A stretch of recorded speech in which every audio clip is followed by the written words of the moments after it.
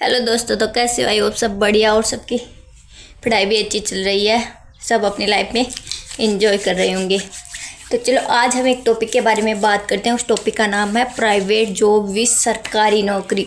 मतलब कौन सी अच्छी है, कौन सी करनी चाहिए, कौन सी नहीं करनी चाहिए, प्राइवेट नौकरी करनी चाहिए या नहीं करनी चाहिए, सरकारी की तैयारी करते रहना चाहिए, किसके बारे में बात करेंगे। देखो, मैं भी आपकी तरह ही ना, मैं 12th कर लिया था मैंने, फिर मैंने कॉलेज किया था। कॉलेज करने के बाद में मेरे अंदर कीड़ा जगा था कि भाई मुझे तो प्राइवेट नौकरी करनी है, मुझे तो कोई बैंक में लगा दो, मुझे तो कोई कहीं लगा दो। बहुत बहुत घर वालों को भी इतना मन नौकरी करनी है, मन प्राइवेट नौकरी करनी है। क्यों मन, मतलब हमेशा से था मेरे अंदर पैसे कमाने का कीड़ा कि भाई तुझे नौकरी करनी है, तू सरकारी तो पता नहीं कब लगेगी, तुझे प्राइवेट ही करना है, ये सब। बट भाई मेरे घर वाले मुझे नहीं करने दी। मेरे अंदर तो बहुत कीड़ा था कि मुझे प्राइवेट करनी है, मैं सरकारी तो पता नहीं कब लगूंगी। क्योंकि एक घर में ऐसा तो देखा ही था कि भाई नौकरी नौकरी वाला, पैसे कमाने हैं, पैसे भाई खुद के पैसे चाहिए होते हैं। पैसे, मुझे ऐसा फील होता था भाई मेरे पास पैसे नहीं है, तो भाई मुझे था कि मैं प्राइवेट कर लूँगी 10-12 हज़ार। फिर मैंने सोचा मैं स्कूल में पढ़ाने जाऊँगी। भाई जी मैं बहुत बहुत सोचती। फिर मैं सोचो मैं ट्यूशन कराऊँगी। ये सारे कांड सोचे थे मैंने, बट एक भी नहीं। अभी ट्यूशन का तो मैंने मतलब अभी वो रीट वाली परीक्षा देने के बाद भी मैंने बना लिए थे बच्चे भी 10-15। फिर मेरी माता श्री ने मना कर दिया था कि नहीं, तुझे तैयारी कर दे, तू भूखा मर रही है कि तन ट्यूशन कराणु है, मतलब को नहीं कराण दियो मन ट्यूशन। तो ये रहा था कि तू अभी तैयारी कर।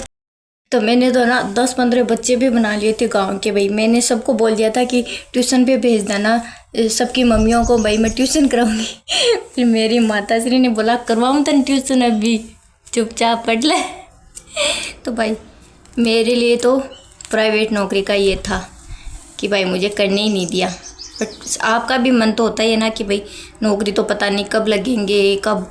अभी भी मेरा पशु परिचर में भी नहीं हुआ था ना, तो उससे पहले भी मैं ऐसे सोच रही थी मैं भाई सीकर में कोई दुकान पे रह लूँ। कोई भाई जी मेरे आइडिया बहुत आते रहते हैं। मैं सोच रही थी मैं किसी दुकान पे रह लूँ, वहाँ से कोई मैं अपनी पढ़ाई भी कर लूँगी और वहाँ भी ऐसा नहीं है कि भाई जो आप प्राइवेट जॉब के करोगे तो आपको पढ़ाई हो जाएगी।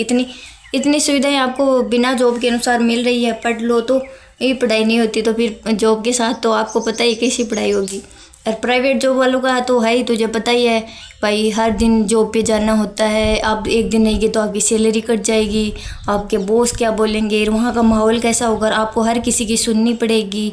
तो प्राइवेट नौकरी ऐसे आसानी से नहीं होती भाई साहब, टेंशन बहुत होती है प्राइवेट नौकरी।